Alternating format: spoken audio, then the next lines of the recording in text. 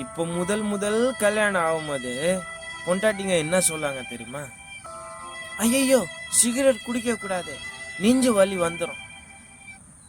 Answer பார்க்கலாம் போடக்கூடாது, முத்தன் கொடுக்கும்போது நாத்தமே இருக்கும். சரகு தொடக்கூடாதுப்பா, ஐயோ சரகு குடிக்க கூடாது, கிட்னி ஃபெயில் ஆயிடும், ஆளே ஃபெயில் ஆயிடும், மூளை டேமேஜ் ஆயிடும் அப்படின்னு.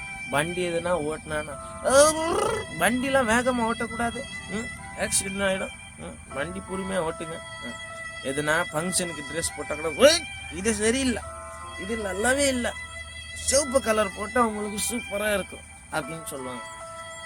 அதுக்கப்புறம் இது செஞ்சா இப்படி அப்படி இப்படி அப்படி, இது செஞ்சா இது சரியில்லை, அது செஞ்சா இது நல்லா இருக்கும் அப்படின்னு சொல்லிட்டு போட்டு 2-3 வருஷம் கழிச்சு என்ன சொல்லுவாங்க தெரியுமா?